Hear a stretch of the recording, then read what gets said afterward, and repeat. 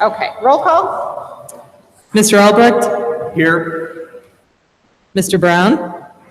Here. Ms. Galbraith? Dr. Hall? Here. Mr. Teray? Here. Mrs. Roop is here. Mrs. Gasparo? Here. Stand for the pledge, please. I pledge allegiance to the flag of the United States of America and to the republic for which it stands, one nation, under God, indivisible, with liberty and justice for all. Mr. Albrecht, would you read the mission statement, please? Our mission statement: to ensure that every child is challenged to reach his or her full potential academically, socially, and emotionally as they grow and develop into thoughtful, productive, and contributing members of society. Thank you. Can I get a motion to elect Cheryl Roop, Secretary Pro Tem for tonight's meeting? Move. Second. Roll call. Mr. Brown? Aye. Mr. Albrecht? Aye. Dr. Hall? Aye. Mr. Teray? Aye. Mrs. Roop is an aye. Mrs. Gasparo? Aye. Thank you. Motion carries. I'd like to thank Talala for hosting us tonight. So we'd like to spotlight them tonight. Dr. Coglanese? Yes, we would like to invite Dr. Kristen Elliott to come on up. There she is.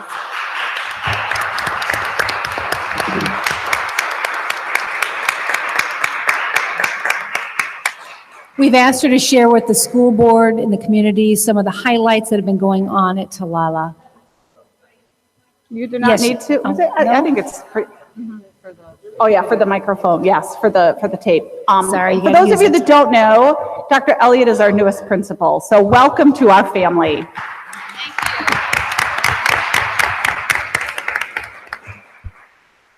Testing. Thank you. And with me is Mr. Derek Watson. He's our administrative dean, and he's kind of the backbone with me here at Talala. So please give him a round of applause.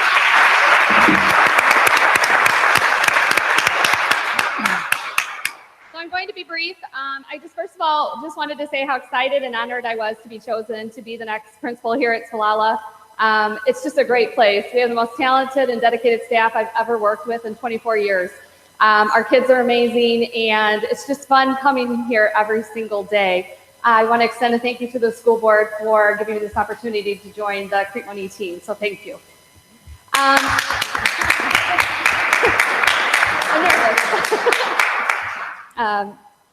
We had a great start to our school year. My first school year here at Talala, we had great turnouts for back to school night. Lots of parents and kids came out for our curriculum night, so we're excited about that because we're working hard to build those homeschool connections every day. Last week, the kindergarten class went to the Windmill Acres Farm, and they had some fall activities. They brought pumpkins back. They were just so excited watching them walk down the hall and carrying them and trying not to drop them and watching them roll down the hall, and it was just great. We're also focusing big on positive behavioral supports and interventions, or PBIS is what a lot of people are used to that term, and restorative practices, really teaching our kids it's okay to make mistakes, but what can we do to fix those mistakes and give you better tools so as you move forward in life, you've got what you need to be really successful as a whole student. So with that, I just want to talk about some of our challenges we've had building wide, because we have a focus every month. So in September, we were doing responsibility. So we were talking about in our Monday peace circles, what does that look like? How do we be safe? How are we responsible? How do we respect others? And then each classroom made a video, and they demonstrated what that looked like, and we took a school-wide vote. And so Miss Sylvester and the Snyder classes were our winners. They were just a lot of fun to watch. In October, we're focusing on respect. And so students can earn respect tickets for showing respectful actions and reactions And also, especially during those high stress times, how do you react when you're in a tough situation?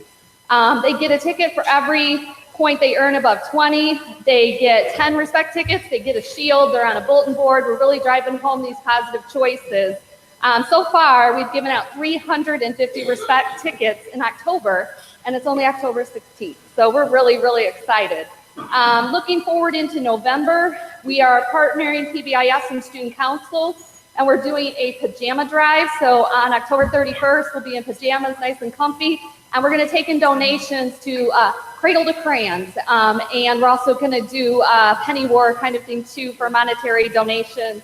Again, helping our kids do a service project and learning just to give back and help other people. And then next week on October 23rd, we've got a full day of activities for our Mix It Up Day about teaching kids that we're unique, we're special, and that we just need to all respect and honor each other. So, and that's all I have.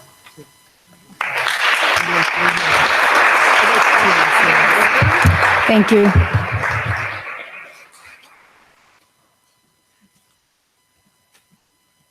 Thank you, Dr. Thank you, Dr. Elliott.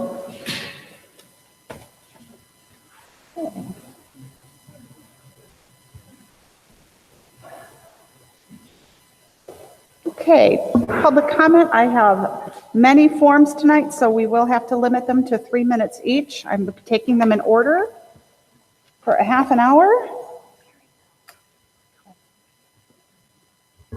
First up, and I apologize if I say any of the names wrong, Neil Boot, regarding the plan and its impact on 201U residents.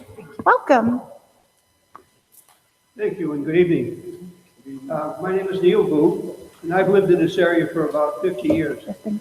I know I don't look like it, do I?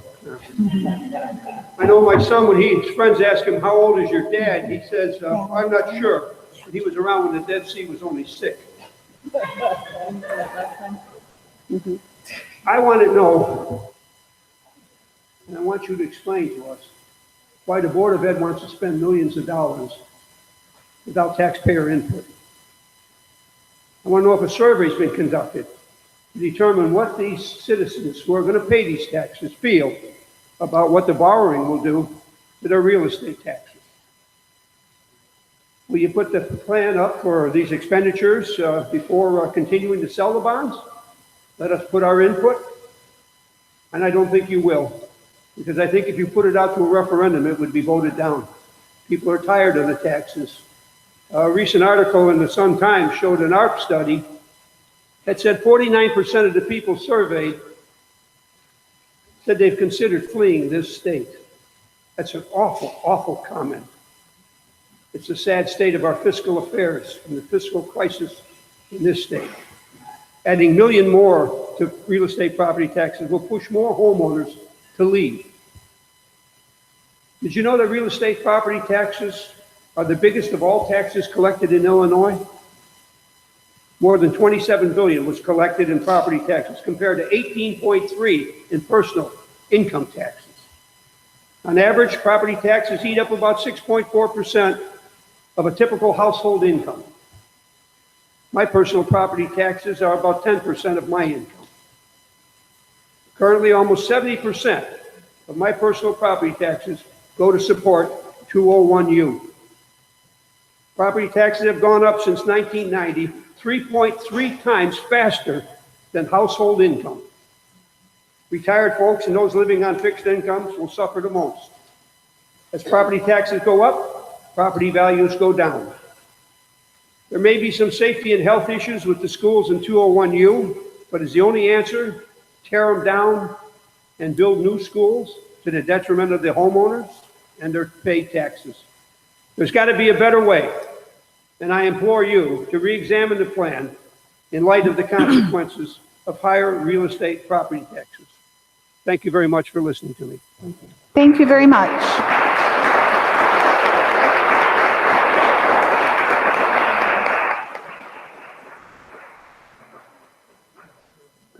Next up is Lori Summers regarding solar farms. Welcome.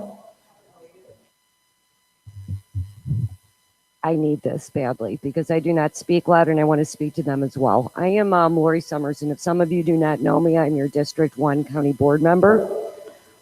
We do need to ask you to make your comments to the board. Oh, okay. Well, Thank this is you. to everybody anyway, as well as the board. This past year, I'm holding it. This past year, we have been working on securing and approving solar farms for Will County. The eastern part of the county has been the one that they've shown most interest into coming to.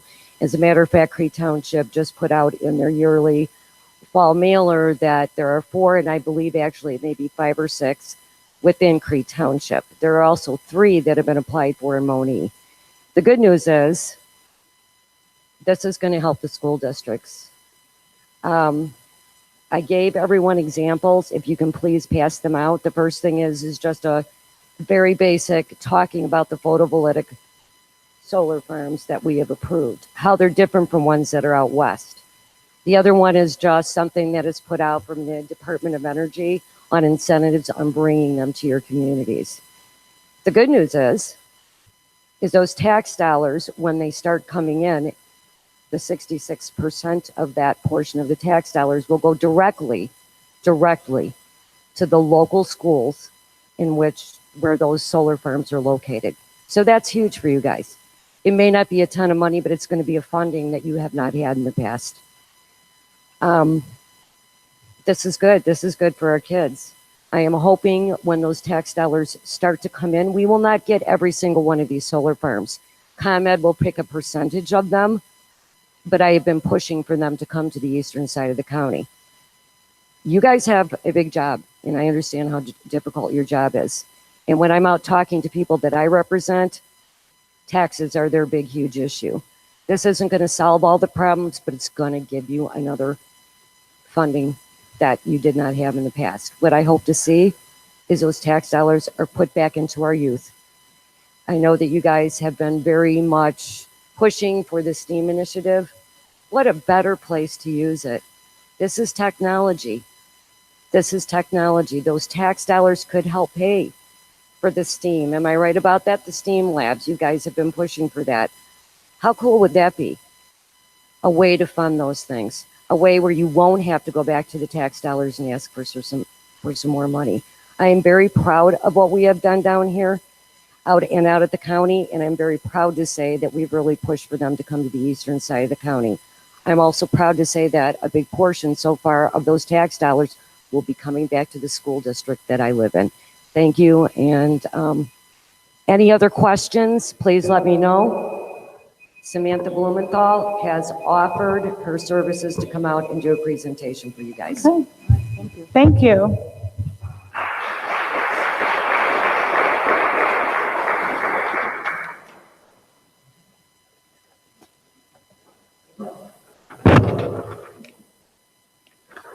Next up is Tiffany Graham regarding the Village of Park Forest prepared a resolution to be read at the meeting. Welcome. Hello. Hello. Better, thank you. Like you said, my name is Tiffany Graham. I'm a trustee in Park Forest, and I'd like to read a resolution that the village has put together just especially for you all. Whereas the Village of Park Forest as a community was incorporated in 1949 for military service personnel returning from World War II, and the founders envisioned a community where families could grow, leaders could develop, and long life relationships could blossom. And whereas the Park Forest community is unique in having residents who reside in these 3 different elementary school districts, 1 high school district, consolidated school district, and a community school district. And whereas Park Forest officials recently adopted a resolution which extolled the importance of community schools and how vital they are to student advancement, civic pride, and the advancement of family wealth through increasing property values. And whereas vibrant local neighborhood schools that are well maintained allow Park Forest children to travel to and from school and related activities with their fellow students with only a minimal need of busing. And whereas School District 201U has presented details on a future-ready 2022 facilities restructuring plan, which includes the proposed closing of Talala Elementary School in Park Forest. Now, therefore, be it resolved by the mayor and the board of trustees of the Village of Park Forest, Cook and Will counties, that the Village of Park Forest hereby opposes any plan which includes the closure of Talala Elementary School. Be it further resolved that the mayor and the board of trustees encourage school district 201U's investment of Park Forest taxpayer dollars towards the maintenance and infrastructure needs to Talala, be it elementary school purposes or in other use which serves the best interest of Park Forest residents. Thank you. Thank you.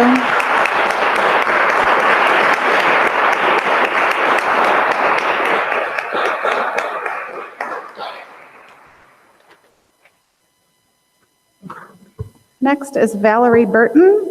I'd like to comment on the process as a Talala parent and homeowner in the community. Welcome.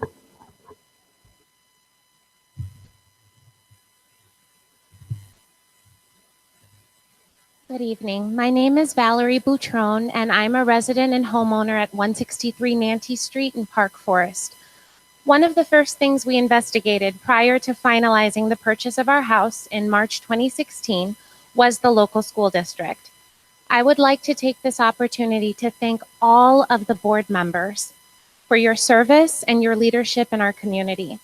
Your charge is not easy, and the consequences of the decisions you make with respect to addressing our fiscal and utilization issues will have a long-lasting impact. My husband and I have always been and will continue to be fully engaged in our daughter's education. It is a priority. Our daughter knows it's a priority. I explained to her why our presence here this evening, instead of at her swim team practice, they have a meet on Thursday, is more important. When I explained to her what is at stake, she got it right away. The first encounter I had with this district and with Talala was my initial interaction by phone with the school secretary, which, as anyone who has ever worked in a school knows, often represents the heart, culture, and climate of the school. Mrs. Lyons did not disappoint. You see, I was anxious about transitioning to another school in the middle of the school year during what I know is a super important year. It was first grade. Having taught first grade for 5 years myself, I was keenly aware of the upheaval that a new student can cause when entering the classroom in April. Well, Mrs. Lyons, the school secretary, put me right at ease and calmly answered all of my questions and even provided helpful information about before and after school care options. As any parent who works outside of the home will tell you, this was invaluable assistance. I say all of this to share that it wasn't only the Illinois report card data about Talala that informed our choice to live in this neighborhood, but also the people who choose to work and live here. The current administrators, Dr. Elliott and Mr. Watson, the office staff, the amazing teachers that show up early and stay late and go above and beyond to bring programs and opportunities like IMSA Fusion to our children. Legislators and policymakers write about equity, but it is up to us to act upon it. Every day in my professional life, it is my business to work at the cross sections of education, research, policy, and practice. I understand many of the challenges that school districts face because I work in and alongside school and districts and leaders across the state. I also understand that finding solutions and ways around barriers and roadblocks is best accomplished when we work together as a community. I respectfully ask the board to postpone further forward momentum towards the closure of Talala until more parents and community stakeholders are invited to have a seat at the decision-making table.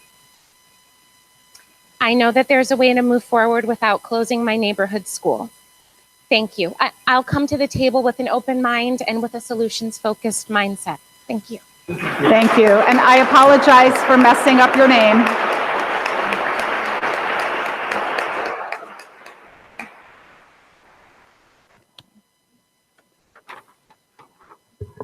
Next is May Brandon, opposing to the closing of Talala School. Did I say that properly? Brandon? Okay. It was hard to tell. Thank you. Good evening. I'm here. First, I'm May Brandon, one of the village trustees in Park Forest. but I'm here on behalf of a resident who was not able to be here with you. So I will be reading his statement to you. My name is Frank Kraus. My wife, Janet, and I have resided at 485 Talala School since 1983, and we are unable to attend tonight's meeting at Talala School. This is the statement I intended to deliver to the board. My wife and I have resided since 1983, as he says, but up front, in the interest of full disclosure, I will say that our 3 children were educated at St. Mary Grammar School and Marian Catholic High School for religious reasons. We have always had a positive opinion of public education and have never resented paying taxes for the high quality education provided by 201U. But he has a rhetorical question and 2 observations and a promise. The rhetorical question is, have you lost your mind? The observation 1, here in the Southland, we have been the red-headed stepson of the Chicago forever. We have never fully recovered from the 2008 crash. We're continuing to experience extremely strong headwinds as we try to recover our property values. And now you think it is a good idea to close every neighborhood school in the district and destroy what little value we have. Have you lost your mind? Please do not try to claim that consolidating into a central campus will improve local property values. You think that imposing an unnecessary and unilateral $200 million tax increase will improve things. Second observation, the IPCC report recently released states that we as Earthlings have approximately 12 years to control our carbon pollution before irreparable damage is done. What kind of world will our children and our grandchildren inherit from us? Your singular focus as education is to ensure the best possible future for our prosperity.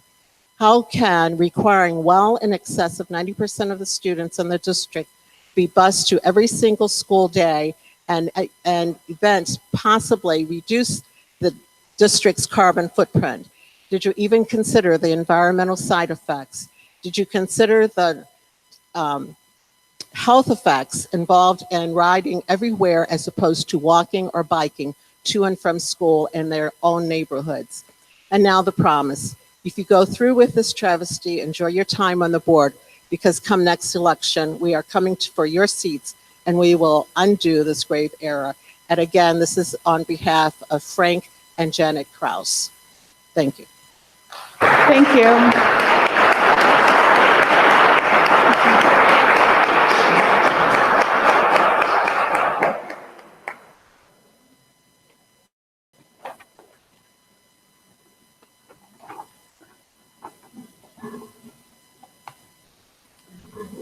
Next is Pastor Chris.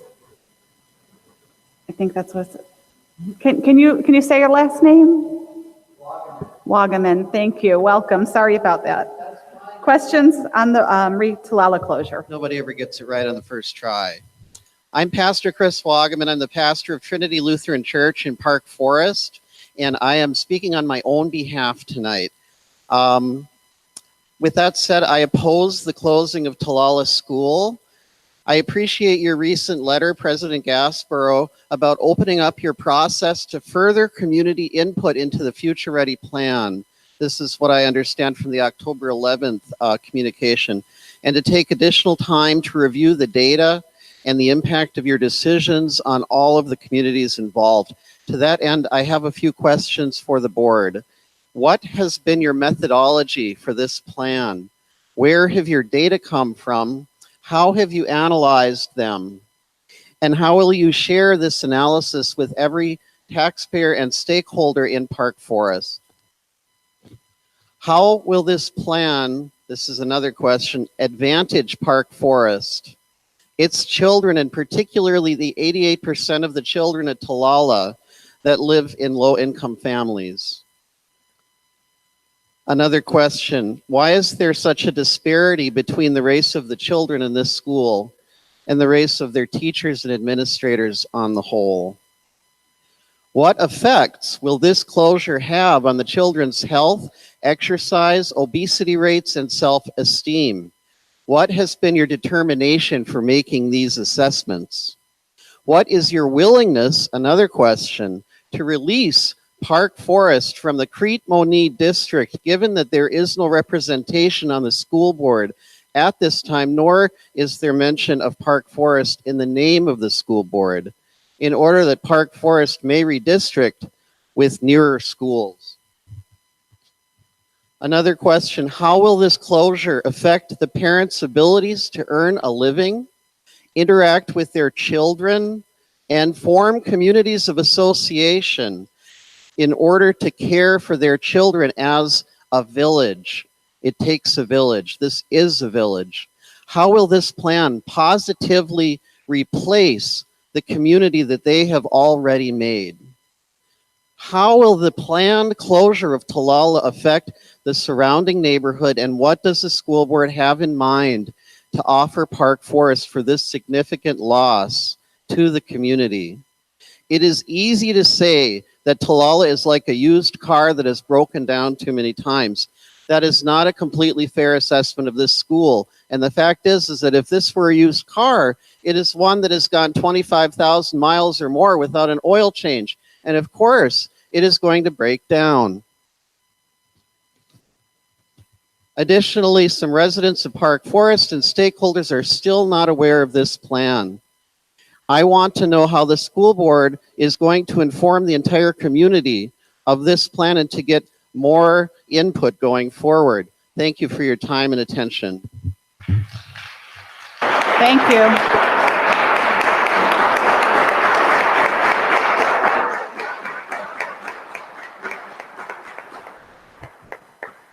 Pastor, I will pass these out to everybody. You're welcome.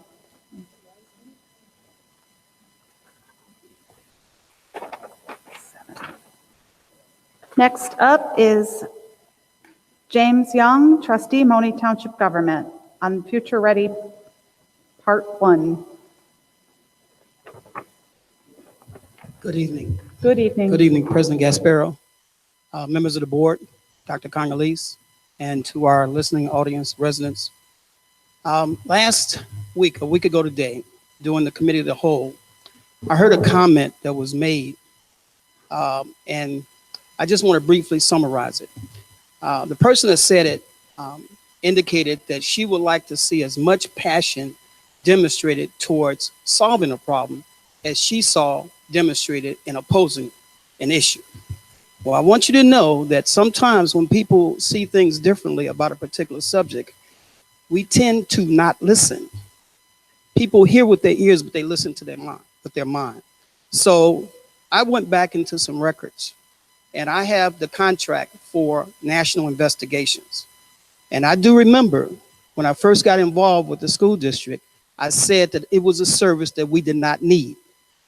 This contract expires October 18th. That's 2 days from now. So my recommendation to the district for being future ready is to not renew this contract with national investigations. While we await the final report, the data that I have received through 4 years does not indicate anything that we cannot solve ourselves. We started with $10,000, we extended to $20,000, we spent more than that the past fiscal year. Now we have $35,000 allocated in the budget this year for national investigations.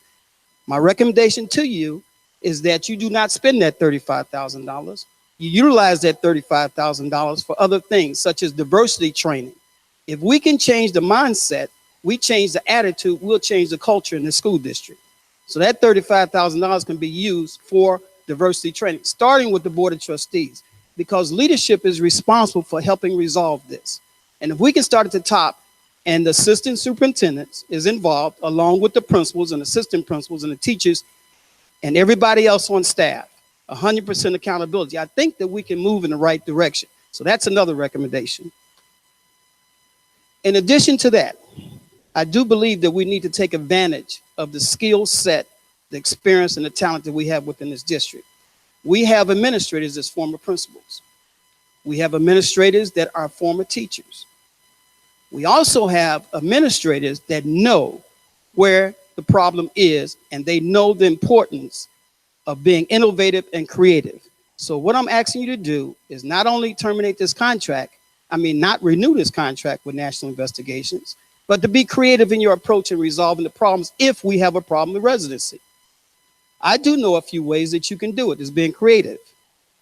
Okay. Second of all, is preserve that $35,000 that's in the budget. Do not spend it. And thirdly, utilize the skill set that we have on board. Thank you.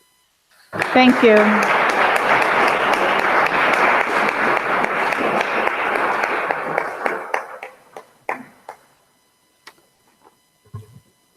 Next up is William Wiesender, sorry about that. Letter in regard to treating children of 201U living in Park Forest. Welcome. I'm Bill Wiesender, and we've lived here for 47 years. Sent 2 kids to Talala, and we're very proud of it. The letter reads, I wrote this letter of concern for the children who live in Park Forest and attend Talala as their local school. If the board wishes to dislocate these children to receive instruction in neighboring communities, the administrative responsibility goes far beyond assigning a bus and a driver to meet their educational needs. They will need additional support, as it is much different to leave a family by bus than to be walked by parents or others to the school door. These students live in the smallest of communities in your district, and they will need support at the school to feel less afraid of students from dominant geographical communities, as well as other things. Students can be intimidating and cruel. Staff needs to train, and the kind of training you're talking about, this could add to that. And they will need support from staff as well as from administrators. This substitute is no longer a family when it's away from school, but it's the best that you as a school board could do to provide a family trust in a strange setting. Analyze the particular needs of these students from our location, and it may or more adequately inform those entrusted with the educational care to consider keeping the local school, Talala, open to better meet these needs. I thank you as a counselor of 30 years in the schools. I know kids need this kind of care. And I would wish that you, as a school board, would see that they get it. Thanks very much. Thank you.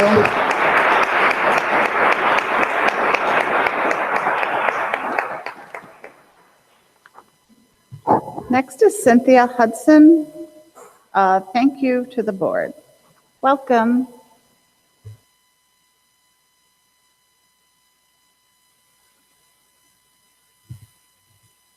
Thank you and good evening. I don't know if you hear me or not. I've got a big mouth, so hopefully you all can hear me. Good evening to viewing audience, board. Yes, my name is Cynthia Hudson, and I was at that meeting last week at the Committee of the Whole, and I saw something I haven't seen in quite a while. I saw you all actually working with not just your minds, but you actually let your heart get into it. And you know that when you're dealing with children, they're human beings just like adults. Only difference between a child and a human being in my eyesight is sometimes they're not able to articulate their needs as well as adults are. But we as adults, it's up to us to know what they need and get them what they need at any cost necessary. So you all serve 4 communities: University Park, Park Forest, Monee, and Crete. I always ask that you look out for every child in every community, not just 1 or 2, but all 4. And whatever you do for one community, do it for all 4 communities. I hope that you all are standing with your decision that you made last week to pull back on the decision to go forward with the plan, because it was not a great plan. It was a horrible plan. It was going to devastate 2 communities while build up 2 other communities. So I'm hoping that you're sticking with your decisions and you're going to pull back on this plan and stop the plan completely. And actually sit down and think about what's best for this community, what's best for the children. I agree with everything that Mr. Young and everybody else up here was saying. What I feel is wasted money that you all spent on the National Investigation Firm, put it in the classrooms, put it towards the children. There are things the children need, you know, it's an array of things that you could choose from. One of the things, you know, that comes to mind is social workers. How do you deal with helping the children who's having problems in your district? Some of these kids are not problem children, but they're living in problem situations. Who's there for these children? We all need to be there for each and every one of these children. Dr. Howell is always talking about equity and pushing the equity. What one child needs may not be necessarily what 10 other children need. Give every child what they need and what they deserve. Thank you. Thank you.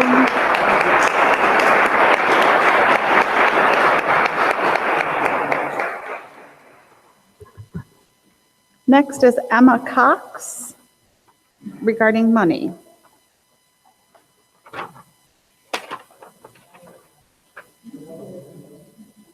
Welcome. My name is Emma Cox. Tomorrow will be October 17th, and I've lived in Park for 17 months. And in the 17 months that I've lived here, my tax rate is 35.188. That's how much my tax rate is. My tax bill was $12,743.69. The tax rate in Will County is about 22.64%. I've spent the last year or so just learning this area, and I've been studying budgets and everything that I can find online. When I drove up to this school, I was in Evanston today, and my background is Evanston. I lived there and raised my daughter. And I drove up here, and this reminded me of Evanston. And I said, my God, it's incredible that you want to close this school. What I don't understand, because my comment was about money, is where do you expect people to get the money from? I understand that the school that was built, I drove out to the Crete Monee High School. I understand that's not paid for. So then you want to tax people again to pay for a new school when I don't really see anything wrong with this school, which means to me, nor have I seen any data that suggests, because I've been to 3 meetings on this already, but schools can be retrofit so that you don't have to spend money. Plus you're taxing people that really don't have it to give. So I know this is the Will County side, and something else I noticed is that every meeting I go to, people limit public comments, but the school board is elected by the citizens here, which means I should be able to stand up here if I wanted to and talk to my elected officials. I wouldn't keep you here all night, but I would probably talk to you long enough to convince you to my side. I think this is a beautiful school. The lady got up and talked about her decision to move here. My husband and I specifically moved to Evanston for the school district because our daughter could walk to school. My daughter didn't get in a public forum to go to school on a bus until she was in the 8th grade. Also, at that time, I started substitute teaching so I could see what the schools were like without people telling me. So I set up today, and they were little children.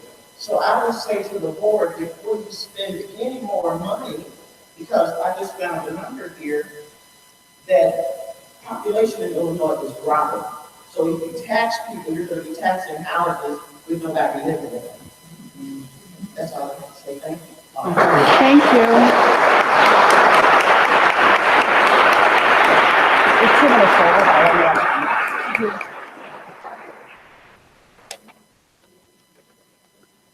Okay, last is Isaac, I did this wrong the last time, Butron. We're going to make a decision without speaking to the village. Thank you. I was at the town hall village yesterday, and I was really disappointed to hear that they didn't really know what was going on. I know that I didn't know what was going on until I saw signs up. And I did want to say, as an educator, I was really disappointed because, well, me and my wife left Chicago, and school closures really was an awful decision and had a negative impact on the communities, on those that had closed schools. I thought it was a terrible idea because that waters down education rather than improving education. There's a growing body of districts facing budget deficits and or utilization concerns. There's also an undeniable empirical data that clearly demonstrates how school closures disproportionately affect students and communities of color. In conclusion, I would like to say that I do not want this to be the conclusion. I would like to continue this conversation in a different forum. I and my wife will be willing to come to the table with an open mind and with solution-focused mindset. I know that there's another way to move forward without closing my neighborhood school. Currently, my daughter's in the 4th grade at Talala and has thrived since then. And as an educator, I know how important testing data is too, and I've seen improvements. I haven't really seen any problems. And I really think that pulling students away and sending them elsewhere is just going to create a really big problem. And I really think that it's going to affect the community negatively because we're going to be jamming the school with our students being bussed in, is from what I heard is the plan, rather than trying to improve the school, which I think will be less money spent. So honestly, that's all I have to say. Thank you.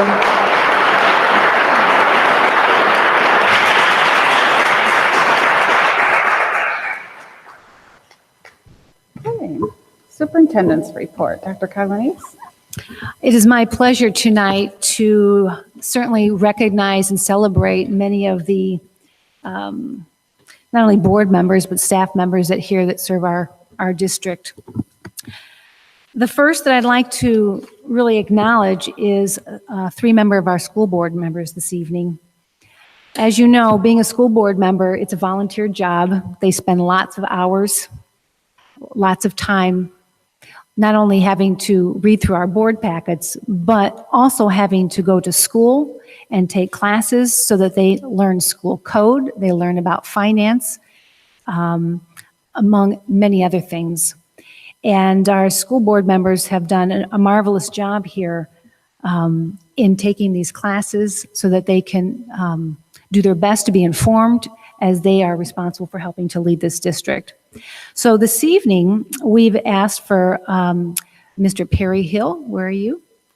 We've asked him to come out tonight. He is a representative from IASB, that is the Illinois Association of School Boards, and he is going to be recognizing these 3 board members tonight. So, Mr. Hill, why don't you come on up? Well, I'll start off by saying good evening. Good evening. Welcome, Perry. It gives me great pleasure on behalf of the Illinois Association of School Boards to recognize 3 school board members from the Crete Monee CUSD 201U governance team. The first individual is School Board President Jennifer Gasparo, and I'm going to read the congratulatory letter from the association. The Illinois Association of School Boards congratulates you on earning up to 129 credits to attain the status of Master Board Member Level 1. The attainment of this status denotes your commitment to board development through participation in IASB activities. Enclosed with this congratulatory letter is your award. May this award represent the esteem of the IASB and may it symbolize the time and effort you sacrifice both towards self-improvement, leadership activities, as well as the fulfillment of the IASB vision, which is excellence in local school board governance, supporting quality public education. Congratulations on earning the credits to begin your journey toward full master board member status. Sincerely, Perry Hill IV, Field Services Director for the Illinois Association of School Boards. Congratulations to you.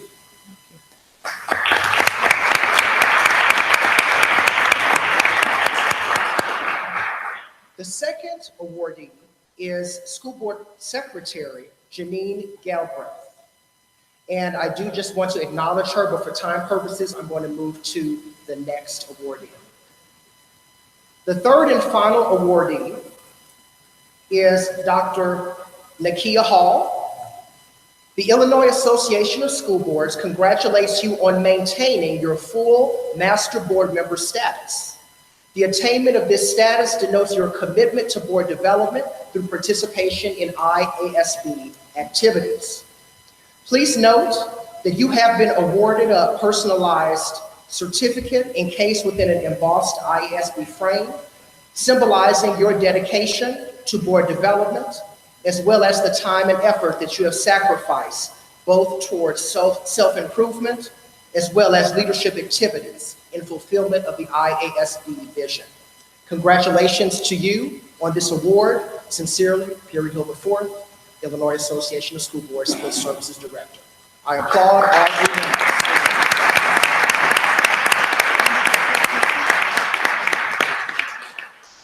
Yes. Is that yes? You sure it's not a fourth one? Perry? You sure it's not a fourth one? Did you forget me? You didn't forget me. We're going to take a minute and just grab a quick picture.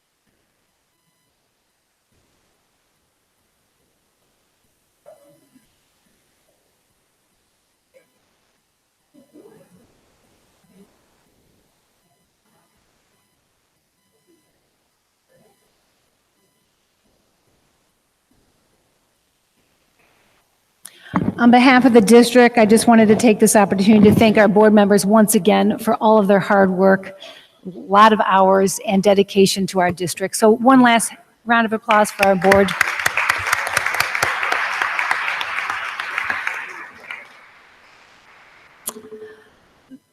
I'm going to move on to share some information about some of our staff members. So I want everyone to turn around. Mr. Eric Bertram, where are you? Would you stand up where you're at, please? Mr. Eric Bertram is our Director of Technology, and we're very proud of him for his recent accomplishments. He has just completed his Bachelor's of Science degree in Business Information Technology. So he just completed that, and he did not want to rest. He has continued on with his MBA. So a round of applause for his accomplishments and his vision.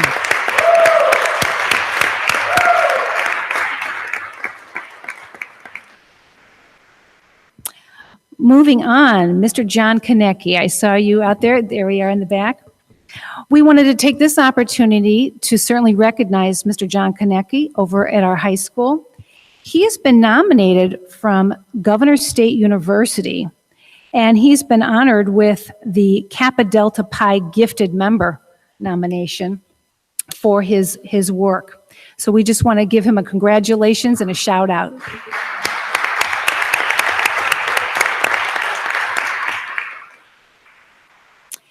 And last but not least is Dr. Kristen Elliott. We saw her earlier. Where are you?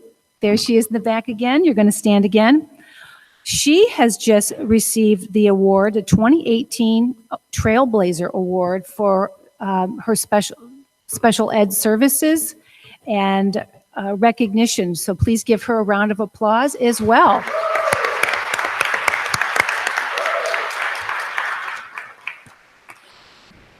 We have so much to be thankful and proud of in our district.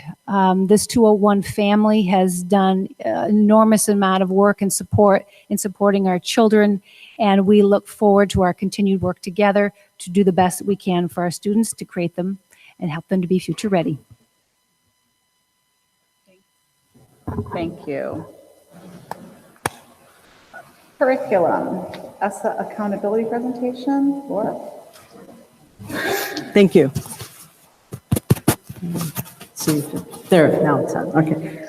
I'm gonna come over here and I wanted to present to the board tonight the ESSA, Every Student Succeeds Act, and the new accountability system that goes along with ESSA. It's a major shift in accountability, and it will, the ESSA system will be released with the school report cards at the end of the month, and this will be the foundational year for that. Just to give you a visual, our old system under NCLB really looked at only our state assessment. It looked at proficiency only, and it had that stair-step annual target that went up by 7.5%, and getting to 100% in 2014. Under the ESSA system now, we have a multiple measure system with academic indicators that are weighted at 75% of the system, and student quality indicators that make up the remaining 25%. Of the 75%, student growth now accounts for 50% of that, so it's weighted quite heavily. And then we're looking at different indicators for our elementary students in grades 3 through 8 versus our high school students. The other piece to it is that the state has now set up these long-term goals with interim benchmarks for English language arts and math. So that's something new. So just briefly, for 2018-19, you can see the accountability measures that will be part of the system that will be reported. So we're looking at ELA and math, the proficiency, which will be weighted now at 10%. We have our student growth that will be at 50%, and then our English language learner proficiency, which will be weighted at 5% for our academic indicators. And then the quality indicators are absenteeism, which is weighted at 20%. And then it's hard to see, but the climate survey is weighted at 5%, and it's in red because everybody's being given full credit this year for that.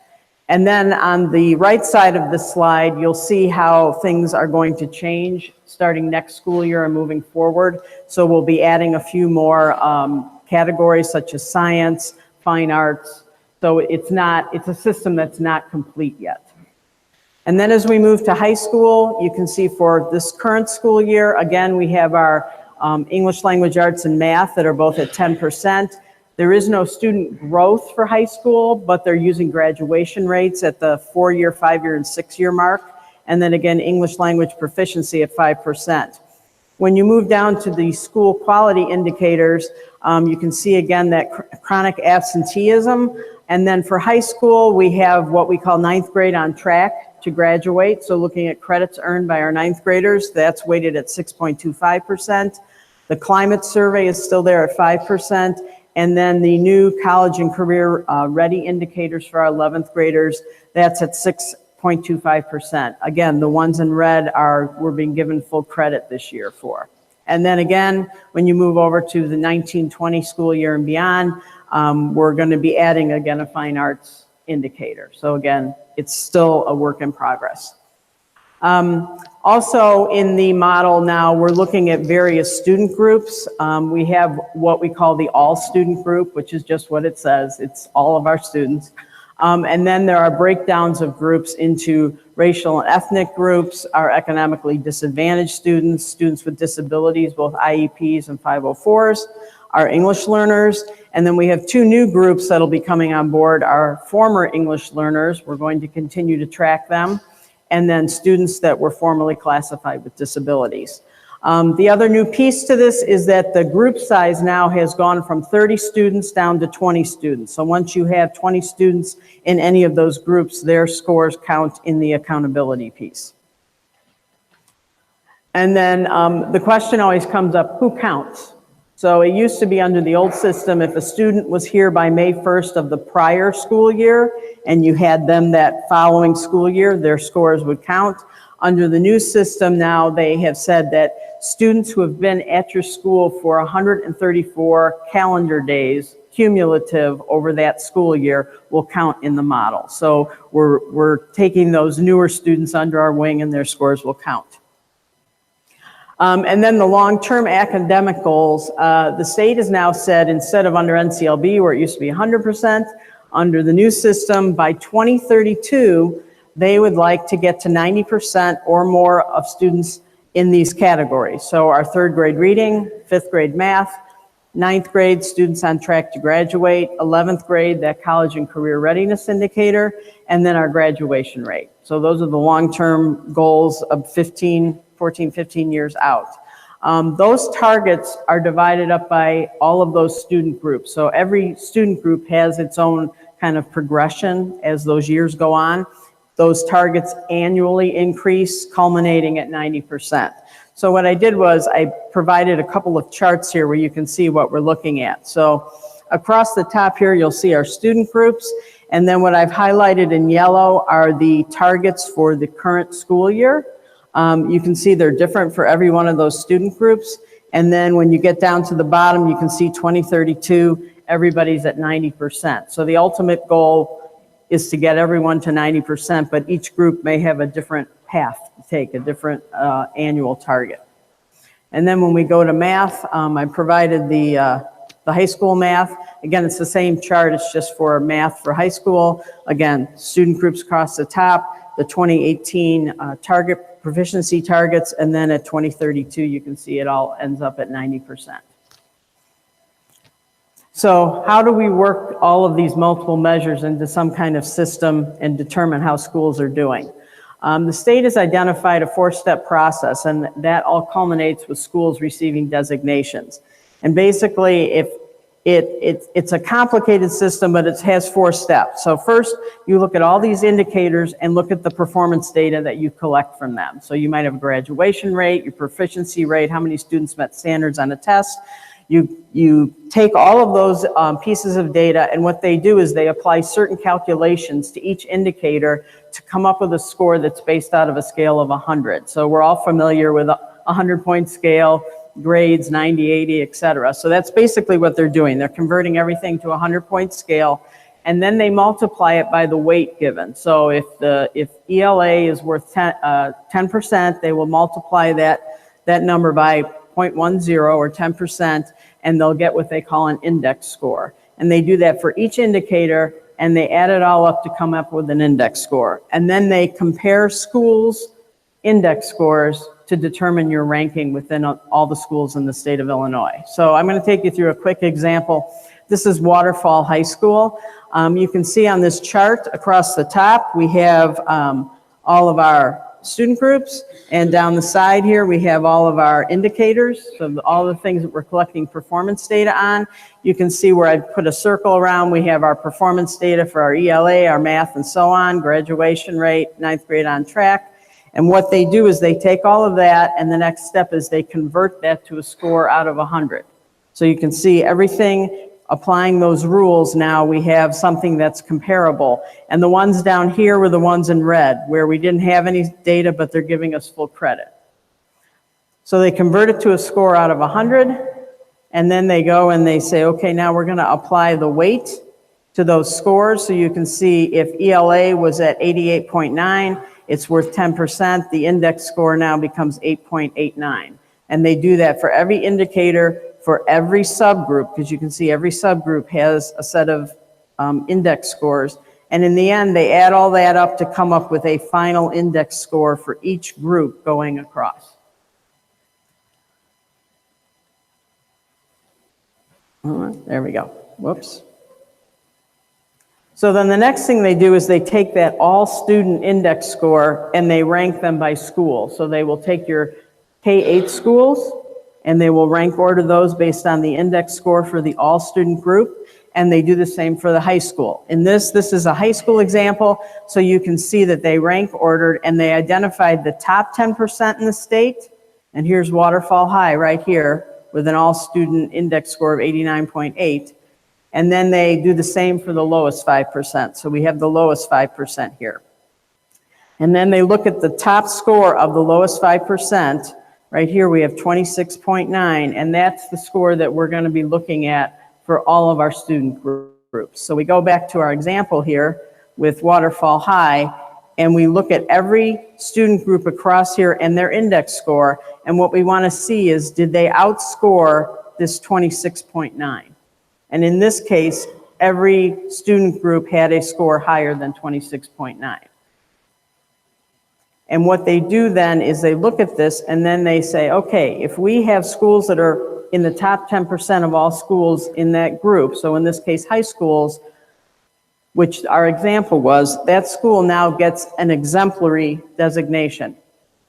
If we have a school that is not in the top 10%, but they have no student groups that are performing below that 26.9, then they become get a commendable designation. If one of these groups down here happen to be below this 26.9, then that school would be designated as underperforming. So one group that falls below that 26.9 threshold puts that school in the underperforming designation. And then the last or lowest performing is that list of the lowest 5% of schools. So we now have 4 designations. Once schools are identified, if you happen to have an underperforming student group, so you're in that underperforming designation, they call you a targeted school and they will identify those schools annually. If you're in the lowest 5%, they call you comprehensive schools and they identify those schools every 3 years. If you have one of these designations, you now are eligible for support from the state of Illinois through an organization called Illinois Empower. And what Illinois Empower has done, or what it is a statewide system of support where the State Board of Ed has approved professional learning partners to work with schools. And so if you're in one of these 2 designations, you can receive a partner that can work with you on governance and management, curriculum and instruction, or the climate in the building. Just so you know what's coming next, these designations will be listed on the 2018 school report card. The report card is due to be released on October 31st or Halloween. And once that is released on October 31st, the public will have access to all of not only the designations, but all of the academic data on our district and our schools, and will be able to find that at illinoisreportcard.com. And I will come back next month once the report cards are released and go through that with you. Okay. Any questions? Thank you. Laura. Sure. You know, there was big gaps there. You had the 89 at the top, I believe was the index score. What do you call Yes. it? Index score 89. Do you want me to go back? And then you had 26 was the lowest. So you're saying that those schools that's performing above 26 is kind of okay? Is that what we're saying? That's what they're saying. They're saying that if you, and this is an example. These are made up numbers. Yes. Right, but I'm sure, but. I'm hiding the ISB logo because I took this from them. But when they do this, they've identified there's about 400, I believe, 800 high schools, probably 800 high schools in the state. So when they rank order them, all 800 of them, they're going to identify the lowest 200. And of course, our list only has 5. And they're going to say, okay, who has the highest index score of that group? Okay. And that's the number that they're going to compare everything else to. There. Yeah. Okay. So if we go back to the No Child Left Behind Act, and that was based on our schools performing annual yearly progress, and basically our CSK school, prior to being CSK being called Hickory, did not meet the annual yearly progress over so many years. And as a result, there was consequences, and that school ended up revamping and becoming CSK. That was a consequence. It sounds like here there's no consequence but just added help to get you to where you need to be. There's added help, and the thing that NCLB didn't have was exit criteria. That's what they're telling us. So under the new system now, within 3 years, they will set up exit criteria for you to achieve in order to not have that designation anymore. But the penalties under NCLB, which you mentioned, was that we had to restructure, we did things like move staff, replace principals, things, all of those punitive things are not part of this system. Wow. We're talking about they're projecting this all the way to 2032. Yes. 14 years. Mm-hmm. And nothing's going to change, right? You got to keep it in. NCLB was 12 years? It started at 03 to 14. It was, 12 years.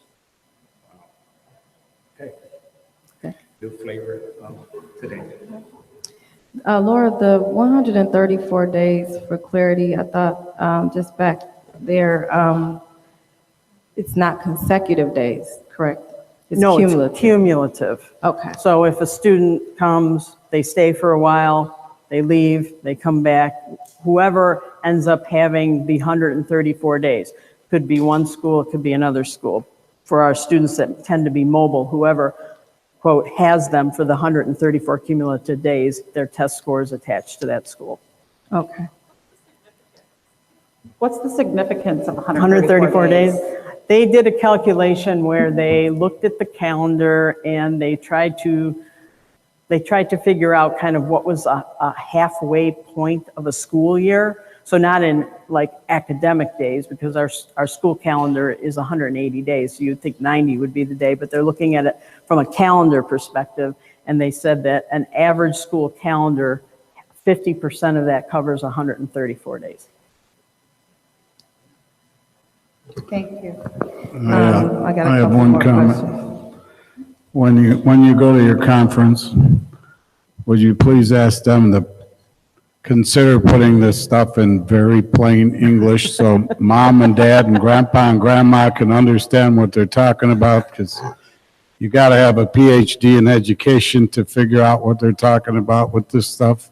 It would be so much simpler if they just put it in plain English so that we can all understand, you know, my son, my daughter, my granddaughter, my grandson is doing well or not doing well.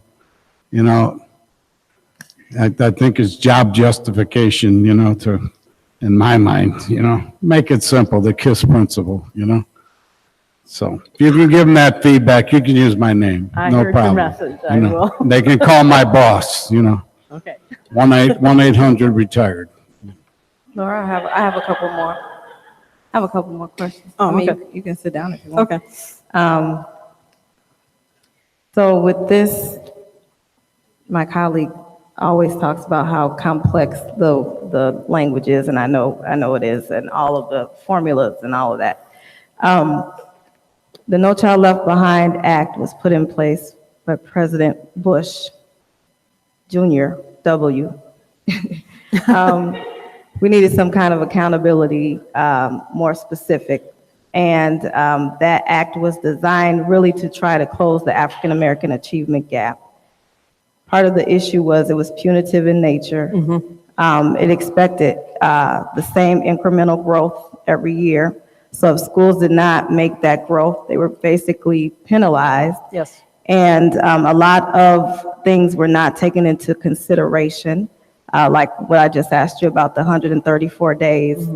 Before, it had to be consecutive. Now they're saying, okay, as long as it's cumulative, then they count. So it's things that we're counting against schools that really weren't fair because we don't control who comes into our doors. And so with the ESSA plan, really this is the Elementary and Secondary Act, the reauthorization. So NCLB was the reauthorization. Now we have ESSA under President Obama in 2015, I believe. December ESSA. 2015. So the whole thing behind the Every Student Succeeds Act is basically what it's saying. We're thinking about every student. No Child Left Behind kind of focused on that behind piece. This is more so trying to be more inclusive and more equitable. Yes, and it's looking at it's trying to picture, it's trying to get a picture of a whole child as opposed to Yes. a test score. Even though we're looking at measurable things like things that graduation rate, test scores, it's still broader, and it's still trying to get beyond that, just one single test score, one day, one test type of thing, whole child. Because what was inflicted upon our educators was to focus on the test score, the test score, the test score. And a lot of times, I'm a former classroom teacher, so that pressure is on you to have those best test scores. And in the process, we kind of forget the whole child, because we're really just trying to be able to report that, hey, my students are learning. So what I like about the ESSA plan is, for one, with Illinois, I know that ISB went around, ISB is the Illinois State Board of Education, they went around the state getting feedback, talking to different stakeholders. I participated in some of those conversations, and they took all of the information prior to creating a plan and came up with what Illinois' ESSA plan would look like. My question is, considering all of this, because these are a lot of changes, and unfortunately in education, we go through so many changes, and I really think at times it affects our students negatively. However, I do understand the need to be accountable for their learning, and I know that this plan now focuses more on growth and not necessarily test scores. And so, though, I'm glad how Illinois is implementing it. My concern is now how are we taking this and connecting it with our own assessment, all the information that you reported last month. So are we establishing basically, where is this being flushed out? Is it in our district leadership team? How are we connecting the ESSA expectations for our Illinois plan to what our expectations are in the district? And if you can help the public understand that. Well, I think the first thing is that, the reason I did this tonight is I wanted to get ahead of the school report card release. This is all still brand new, so part of it is, we're just starting to have the beginning conversations with principals around what this all means, because, I've been going to workshops now since, April, May, June. So, still just trying to get to a point where, like Mr. Toure said, I could actually stand up here and try it and explain it to you, because it isn't a simple process. So what we need to do now with our administrators is sit down, and once their data comes to them, because right now you go on the Illinois report card and you don't see anything, there's nothing there. So once we get that data and they can start to look at it and drill down and look at what they actually have, because right now we don't even know, we have no clue what our designations are going to look like and why, if we get a designation, what the reason is. So we don't have the information. So hopefully we're going to have that information in another couple of weeks, and then it will be educating our administrators around all of these components, and then starting to look at what we can do to influence the way that this is calculated. What I will tell you is that some of these metrics, like graduation rate, is not new. We're always monitoring our graduation rate. Our graduation rate has been going up. Our 9th grade on track for high school it's a metric that I think this will be year 4 for that metric, and it's not we don't have a bad percentage right now, but we're flat. It's running about 80 to 82% for the last 4 years. At the high school, that is a metric that they're focusing on in terms of planning. What are they going to do with students in 9th grade when they get the first set of grades, and they can see that they're on track to lose a half a credit, because once they lose more than a half a credit at a semester, now they're not on track to graduate. So they are planning, how do we intervene sooner rather than later? So some of this is, the calculation is new, but some of the metrics aren't, is what I'm saying. So I think connecting the dots is really now going back and looking at we have to look at chronic absenteeism. And I know that's something that Dr. Clark and I will be talking about, because it's not just, our focus has always been on truancy and the unexcused absence, but chronic absenteeism is missing more than 10 days excused or unexcused, 10%. So what are we doing with that? Because, you know, if a student gets sick, a student gets sick, and that's not factored into it. So, you know, we have to, I guess I'm just a long answer to a question that is, we're still starting. We're starting some of this. Well, you know, Laura, last 5 minutes or so, I've been thinking about kind of trouble. I can see this new initiative, Every Student Succeeds Act, kind of mirrors No Child Left Behind Act, and kind of goes with our mission statement about every child socially, emotional, and academically skilled. We want that to occur for all of our students. But yet with this act, a good number is 90%. That's what we're striving for. So what about those other 10%? What's the ramifications about those other 10%? You know, are we okay with 90%? Hey, that's our goal, or? It's a goal. It's a goal. It's a goal. I wouldn't say anyone is okay with 5%, 10%. I mean, the goal used to be 100%. Right. So it's. And how many actually reached the 100%? Yeah, nobody reached the You 100%. have a goal. Is it realistic? The goals are supposed to be realistic. You know, Attainable. Smart. Yeah. Well, that's a goal. So again, are we okay? I know the answer is good. It's kind of a rhetorical question I'm asking here. We're going to say no, we're not okay with that. But at the end of the day, on paper, say, hey, we met 90%, which is extraordinary according to the act. So what measures do we have in place to attack? I know there's an intervention. What I will say, Mr. Brown, is 90% on it's no different than No Child Left Behind. It's 90% on a reading test is what it is. It's not saying that a child can't read. It's saying, did we get 90% of our kids to reach a certain level of performance on the test for reading or for math?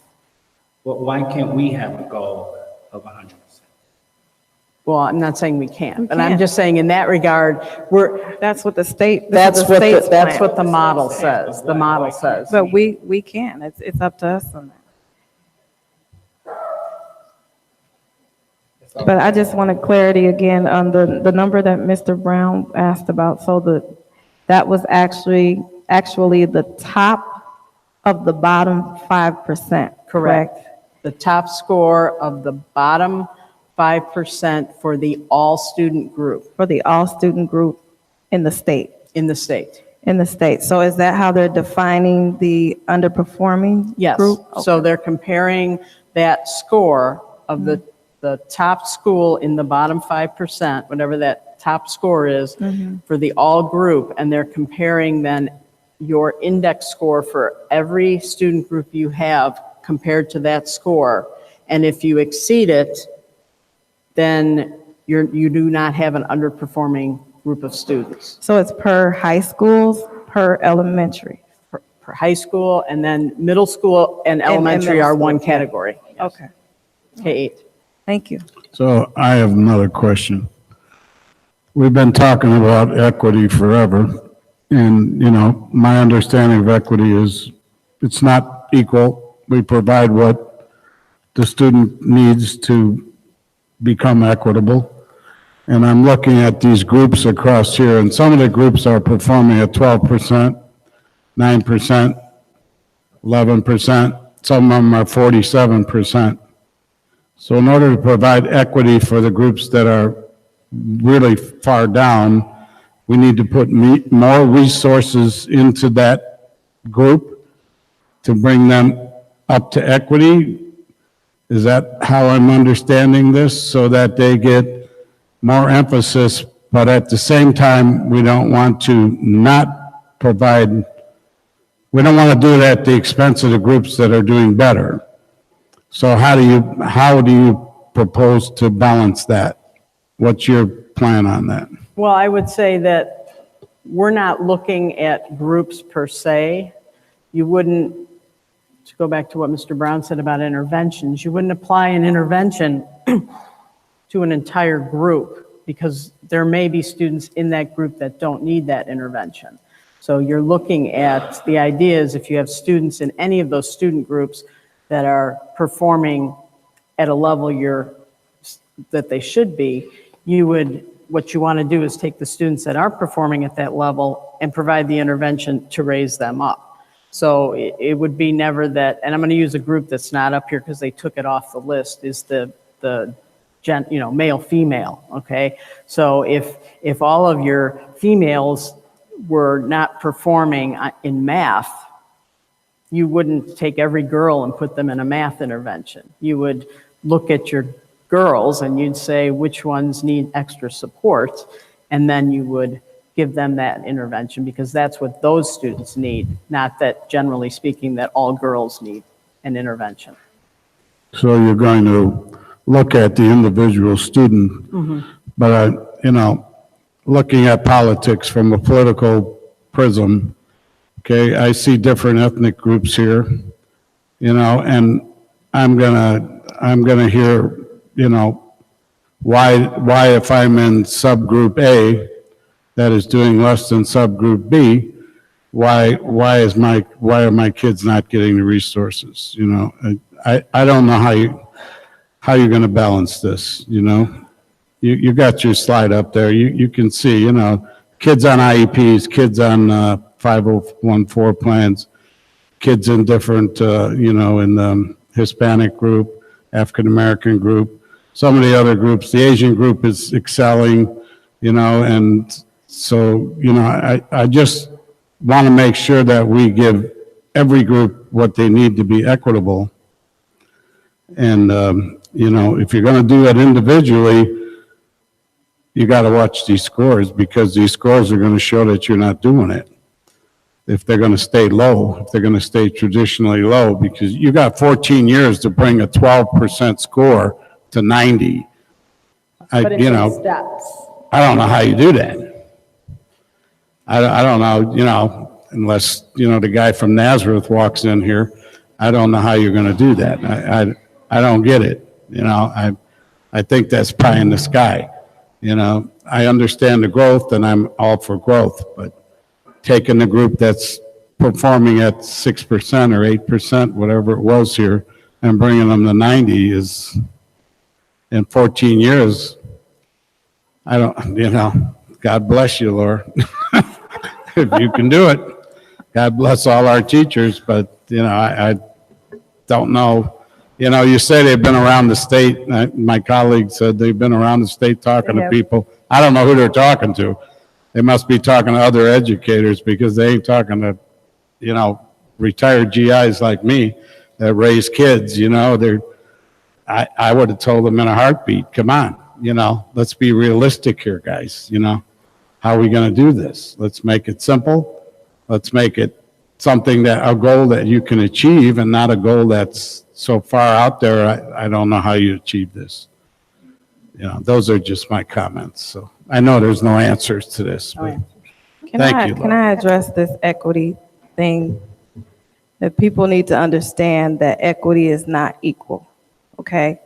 So it's the same concept as if you go, I think I've probably shared this with the board before, but if you go to the doctor, I'm a mom, I have 4 kids. If all of my kids have ailments, I go to the doctor. One has a cold, one has a broken ankle, another has a pimple.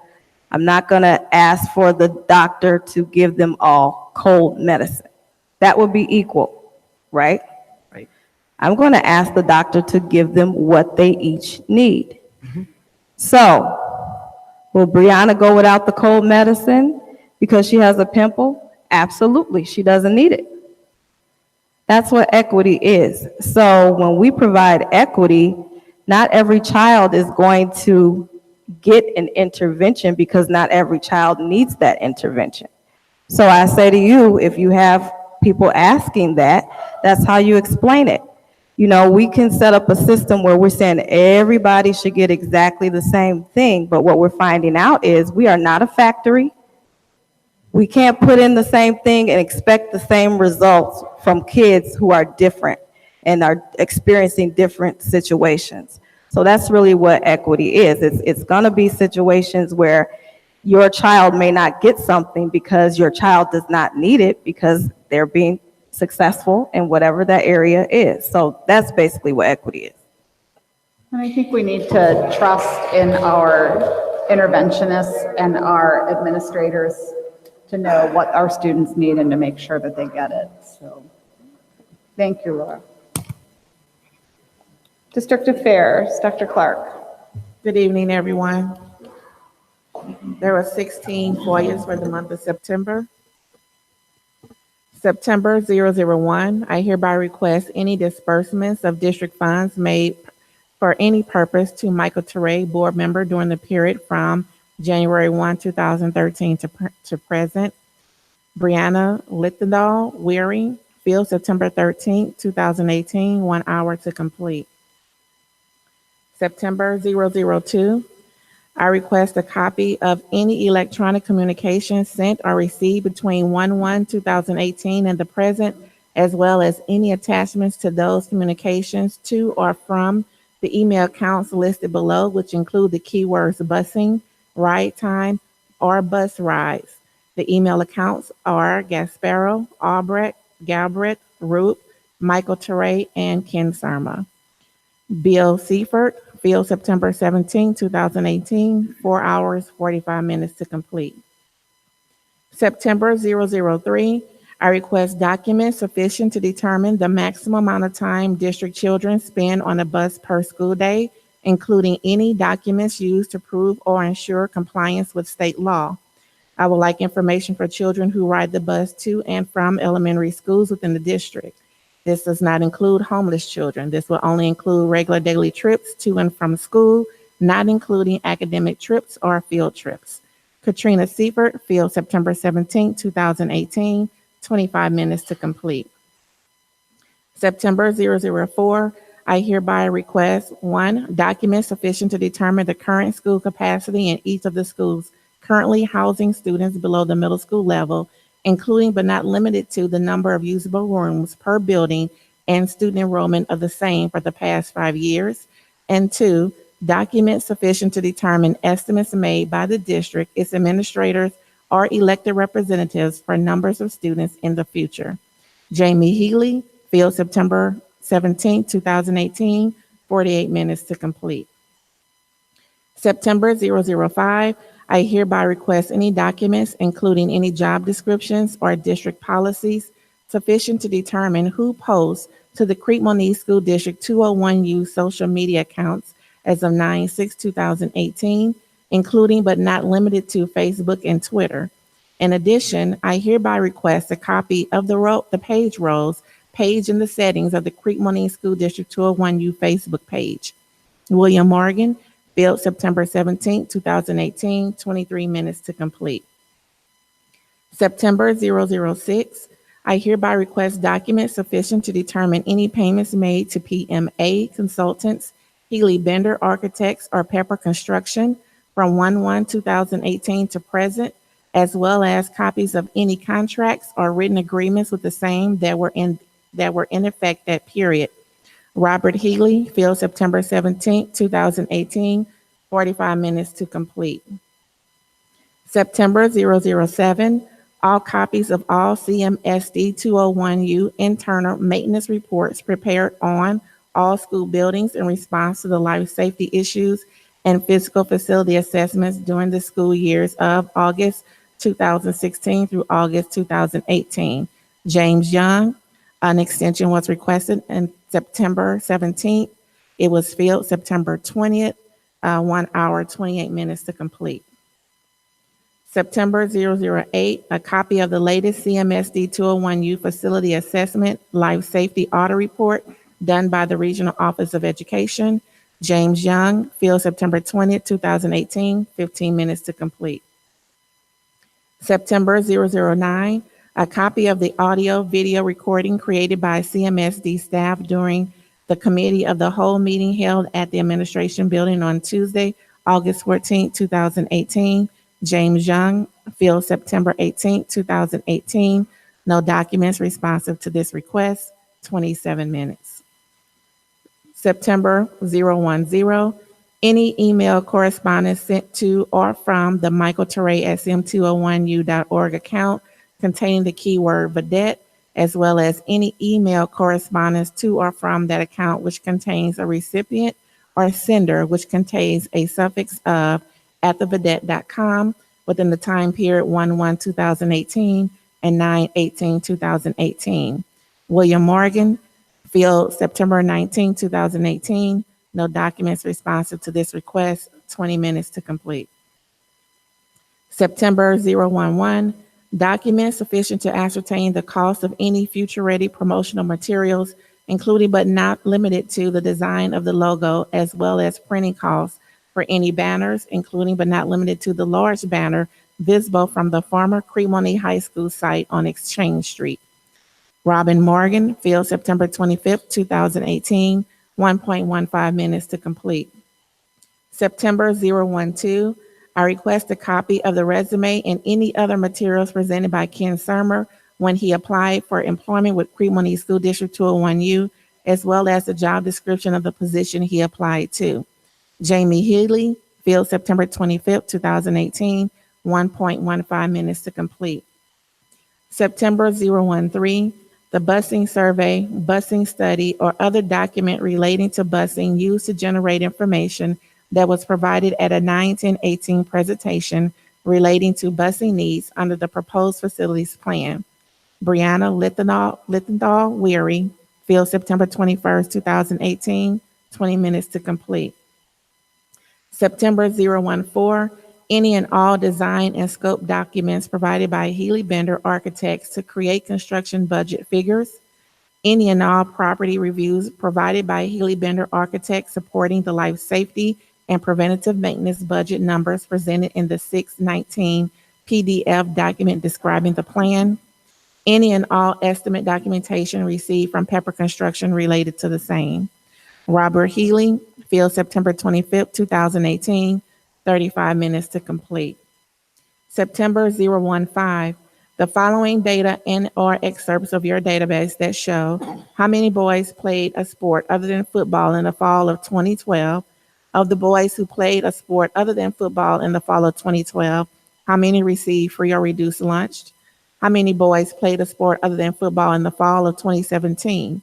Of the boys who played a sport other than the football in the fall of 2017, how many received free or reduced lunch?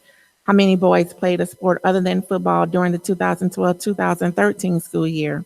Of the boys who played a sport other than football in the 2012-2013 school year, how many received free or reduced lunch? How many boys played a sport other than football during the 2017-2018 school year? Of the boys who played a sport other than football in the 2017-2018 school year, how many received free or reduced lunch? Miles Essner, HBO Real Sports, field September 28, 2018, 2 hours, 15 minutes to complete. September 016, all emails sent by Crete Monee School Board President Jennifer Gasparo and received from the Illinois School Board firm regarding the superintendent search process between a period of July 1st through August 31st, 2018, and copies of all bills received and paid to ISB to include the total amount of monies paid for the superintendent search process during the same time period stated above. James Young, extension requested 10-4, field October 9th, 2018, 1 hour, 15 minutes to complete. And that completes my FOIA report for tonight. Thank you very much. Questions? Okay. We have a couple donations, letters to read. From Aaron Lane to Ryan Reese. Dear Ryan, thank you so much for the generous donation of school supplies. It was a pleasure to meet with you and Alyssa last week. You have both come such a long way since your days as elementary students at Balmoral. I'm pleased to hear about your Gifts from God organization and your humanitarian efforts to provide families with groceries and school supplies. I applaud your efforts for wanting to give something back to the community and wish you well in your future endeavors. From Dr. Kristen Elliott to the members of the Crete Women's Club. Thank you for the generous donation of school supplies that you donated to Talala Elementary. The items you donated will be provided to some families who are in need, and they will be used throughout the year to support students who may require additional supplies. Your thoughtfulness is greatly appreciated by all members of our school community. Thank you again for your generosity. Also to the Crete Women's Club from Joanne Jones, Monee Elementary School. On behalf of the students and staff of Monee Elementary School, I would like to thank your organization for the generous donation of school supplies. The supplies will be used for students who cannot otherwise provide their own materials. Your generosity has made it possible for them to start the school year well prepared, which will help them to be more successful. We appreciate your continued thoughtfulness and consideration of our students. From Marjorie Trish to Stephen Smith, on behalf of the Crete Monee High School, I would like to thank you for your contribution, financial contribution. It will assist our students with expanding their opportunities within the program. In the first year of our program, our goal was to enroll 50 students. This goal was surpassed by 43 students, giving us a total of 93 students in a first-year program. The program has garnered support from the school community and has benefited Crete Monee High School in many ways. Because of thoughtful people like you, our program will continue to thrive. Once again, thank you for your very generous donation. I am assuming that is regarding the ROTC program. Okay. To Michael Clark from Marjorie Trish, on behalf of the Crete Monee High School, I'd like to thank you for your financial contribution, which will assist our students with expanding their opportunities within the program. This is the first year of our program, and our goal was to enroll 50 students. This goal was surpassed by 43 students, giving us a total of 93 students in a first-year program. The program has garnered support from the high school community and has benefited the Crete Monee High School in many ways. Because of thoughtful people like you, our program will continue to thrive. Once again, thank you for your very generous donation. And that is all of our donations.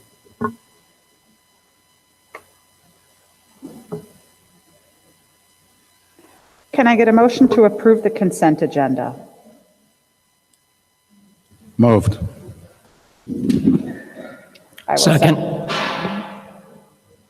Should I do Nelson? Yeah. Dr. Cogmanies? Okay. Item number 1 is regular meeting minutes of September 18, 2018. Number 2 is regular meeting closed session minutes of June 19, 2018. Item 3 is special meeting minutes of October 6, 2018. Item 4 is committee of the whole minutes of October 9th, 2018. And number 5, committee of the whole closed session minutes of October 9th, 2018. And then business as well. All right, for business, number 1, approve accounts payable, agenda of bills. Number 2, approve payroll for the September 2018. And item 3, approve treasurer's report. Curriculum number 1, approve 2018-2019 amended calendar. We have a motion. Are there any questions? Roll call, please. Mr. Turre? Aye. Dr. Hall? All right. Mr. Brown? Present. Mr. Albrecht? Aye. All right. Mrs. Roop is an aye. Mrs. Gasparo? Aye. Thank you. Motion carries. Action reports. Business. Mr. Surma, would you like to talk about the settlement agreement? Thank you, President Gasparo. Before the board, we have again, the settlement agreement between Chicago Heights Construction and Crete Monee School District for the middle school addition and remodeling project. This was presented to the board at the last meeting. It was not approved at the last meeting. However, at the committee of the whole, we had discussion with the board along with our legal counsel about this. So it is brought back to the board for consideration tonight. The terms and conditions have not changed. They are still the same. Nothing has changed in the agreement at all. Before we get a motion, is there any discussion? Yeah, I'm not sure. I think we had not a particular action item like this to vote on, but an action item nonetheless that we revisited again and we re-voted without changing the language. And I think we had our council look at it and said that that was copacetic. Yes. That was okay. So I still struggle with that, and I need to look into that further because it seems like it undermines the whole process. That's my opinion. So I don't know if Robert Rule give us the right to do that, or is that a board decision? So that's my take. We're just going around the circles, coming back to home plate for this action item. Thank you. Any other questions? Roll call? Do we need? No, sorry. Can I get a motion for the approval of the settlement agreement between Chicago Heights Construction and Crete Monee School District 201U regarding the middle school addition and remodeling project? Moved. Nelson? I'll second it. Roll call? All right, Mr. Albrecht, Aye. Mr. Brown, Nay. Dr. Hall, Nay. Mr. Trey, Aye. Mrs. Roop is an aye. Mrs. Gasparo, Aye, thank you. Motion carries.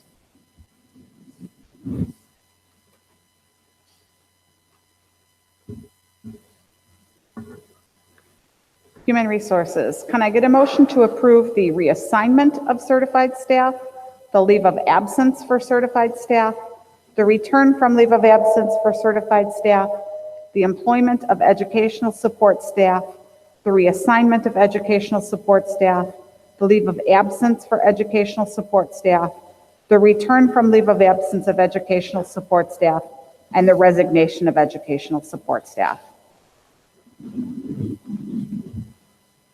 So moved.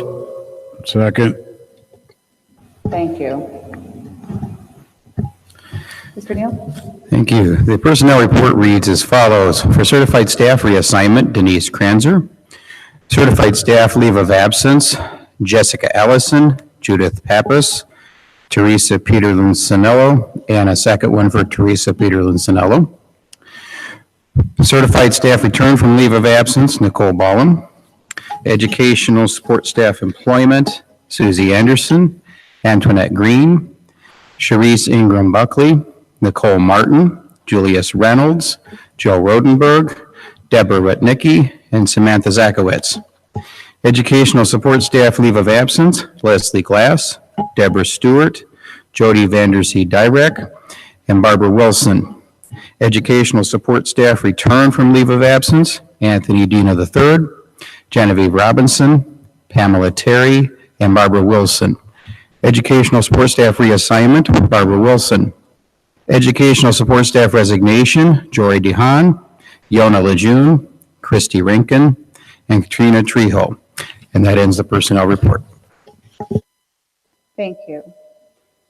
Questions? Yes, we had the one teacher position. She went from the 5th grade as a teacher, from the 3rd grade as being a teacher. Who took the position as a 3rd grade? Yeah, grade from the 3rd grade to. Yeah, we had a resignation from 5th grade, and so the internal permanent guest teacher is filling the vacancy in 3rd grade now that the transfer has been completed. So one of the positions had to be filled internally until it's finally filled. Okay, clarity on that. You said, do we have a guest teacher there now or no? We do. Because it's effective September 20th. Is the move was made, I believe, September 20th, but there has been somebody filling the position since the teacher who resigned left. So there's a guest teacher currently in 3rd grade. Yes, permanent guest teacher. It's a long-term assignment. Okay. Just like if we had a maternity leave or something like that. Okay. Any other questions? Roll call? Mr. Teray, Aye.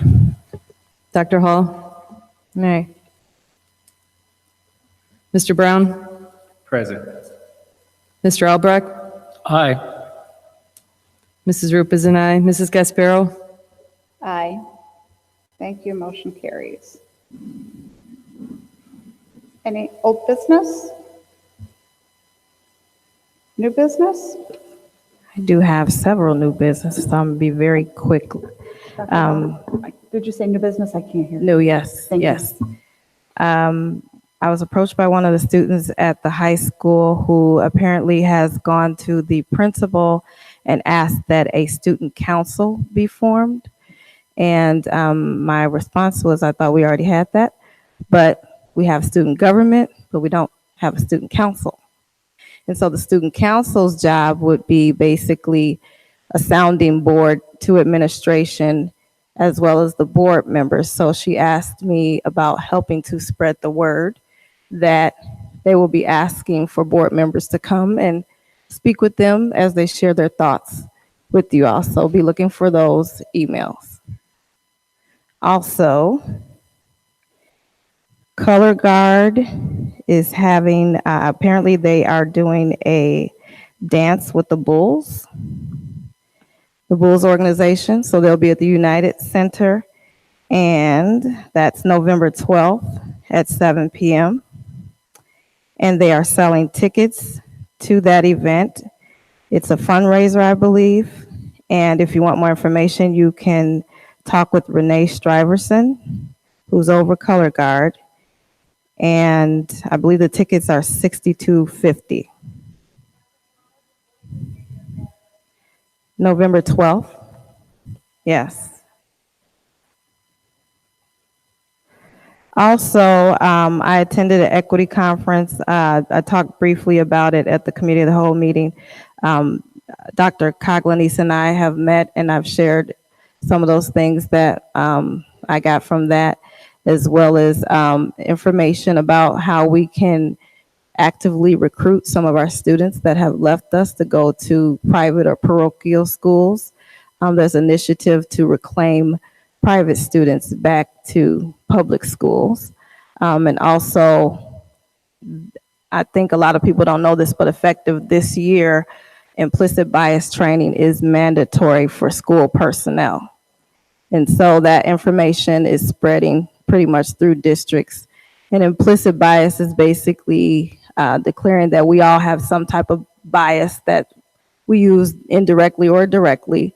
And the problem that comes is when we make decisions based off of those biases.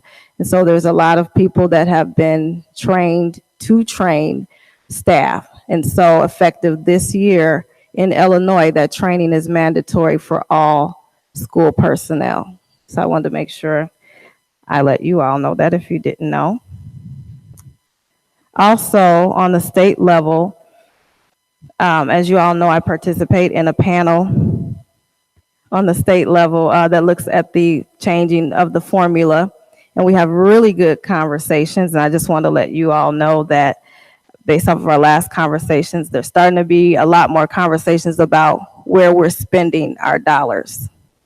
And as you all know, there have been some districts in the news about their spending. And so I just want to make sure that we know that this is a conversation that's being held on the state level. Now that we've increased funds to most of our districts, they are now talking about what are districts actually doing with this money, how is it being allocated, and what is it being used for. Also, we did extensive research on data, looking at how race plays a factor in student achievement. And when we pulled the data, it basically showed that in Illinois, race is an indicator of student success. So that was, though it wasn't shocking, it was alarming in some ways. And so what our committee is looking at is for districts that have majority students of color, do we need to now add an extra element into the funding formula to help close achievement gaps?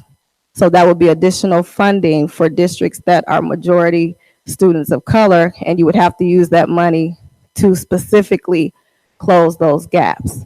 And that could be, before and after school programs, training, just various things. So just so you know, that's a very hot topic of conversation. And I shared with Dr. Coglanese a very interesting article where we've been talking about equity in facilities and all of those things. Now, a lot of conversations are being had about equity in grading and how some of our grading actual grades, the A through Fs, are students accurately being graded? Is it very subjective versus objective? So I was sharing with her, I really believe that this is going to be that next push with equity within the classroom, and different things that are being put in place that may be holding some of our students back. And then lastly, I wanted to share an event that Kids in the Hall is doing along with Governor State. We are doing a safety fest. It's going to be at Coretta Scott King Magnet School, and it's going to be on the 27th. It's a Saturday from 12 to 3 p.m.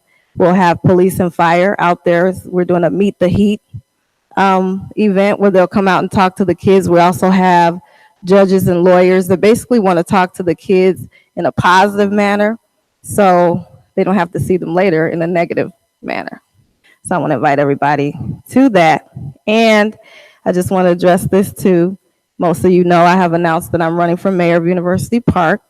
And I wanted to address it because I'm being asked, if you're campaigning, how is that going to play out with your role on the school board?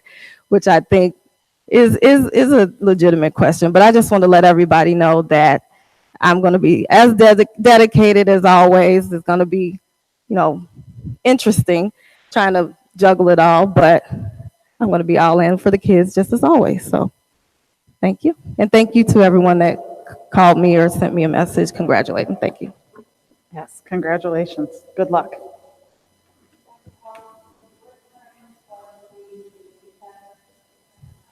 (12 to 3), October 27th. Okay. Okay, but just for new business, for new business. I just wanted to thank all the public that participated in sharing their thoughts regarding the plan, as we call it, either for it or against it. So it says volumes about our public coming out and sharing their concerns. And I do want to thank the board and those who was in favor of moving a plan forward, or those who were not in favor of moving it forward. At the end of the day, we still are a board and we have to work together. So, and I hope we can come together to bring some closure with this whole process. And lastly, as a township official of Monee, we have a youth program that's kicking off the first Sunday in November. This is our 7th year of doing this, and I'm gonna try to get a flyer to you guys, and if you can post it on the website, as well as I think there's something going on for the youth in University Park on Fridays. They having Friday activities at the middle school, so I'm gonna try to get a flyer there for you. So our youth program for the Monee Township will be on Sundays, most of every Sunday at Governor State, from 5 to 9. And this coming Friday, I believe, no, it's in November it's the 26th. It's But I'll October. get those dates. It's the October 27th, I think is the first. Okay, day. that's for University Park, using the middle school gymnasium to have some youth activities. I believe it's whatever that Friday is, October 26th or 27th. I think that's when they're starting that. And my youth program that I run with Governor State is the first Sunday, whatever date that is, in November. We're kicking it off. And I usually go all the way until school ends, like in May. So I'll get a flyer or someone to get a flyer over to you. If we can post that on the website, I would greatly appreciate it. That's all I have. Anything else? Okay. Board members, Mix It Up Day is Tuesday, October 23rd. Natalie sent an email out. There are schools doing things all throughout the week. Please get back to Natalie with dates and availability to go into the schools and participate in some of the activities. I don't know who was able to participate last year, but there was some pretty awesome things going on at the schools. So I'm going to try to get out a couple of different days. Natalie, have you've got everything listed in the email, right? Yeah. So just if you can get back to Natalie and try to get out to as many schools as possible. Okay. Any other new business?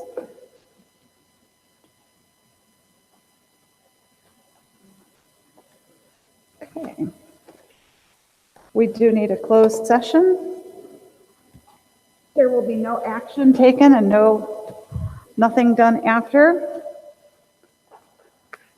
Can I get a motion to go into closed session for the purpose of the appointment, employment, compensation, discipline, performance, or dismissal of a specific employee of the public body? Moved. I will second it. Second. I got it. Okay. Roll call, please. Mr. Brown? Aye. Dr. Hall? Aye. Mr. Teray? Aye. Mr. Albrecht? Aye. Mrs. Roop is an aye. Mrs. Gasparo? Aye. Thank you. Again, ladies and gentlemen, we will not be taking any action. We will just be coming back.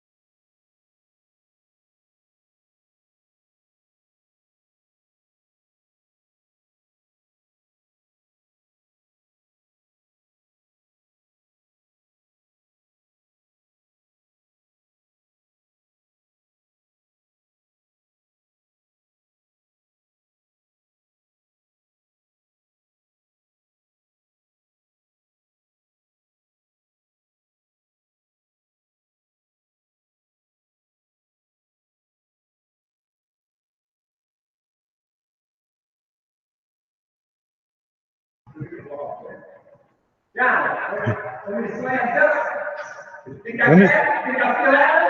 won't be responsible for any injuries. I'm just kidding. I think we're keep the video on. We're about to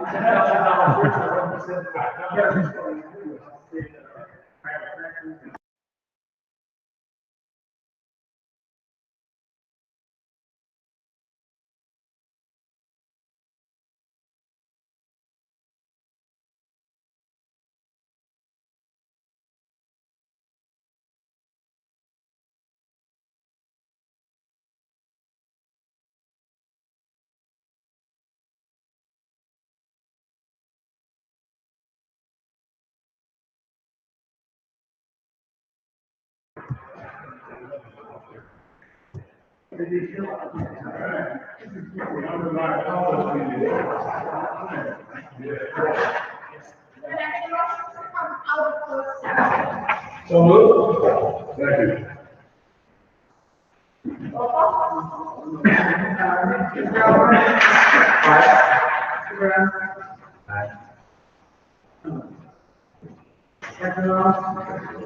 Mrs. Grant. Aye. Mrs. Aye. Mrs. Graham. Aye. We are closed at 9:25. Make a motion to adjourn. Second. All those in favor say aye. Opposed say nay. We are adjourned.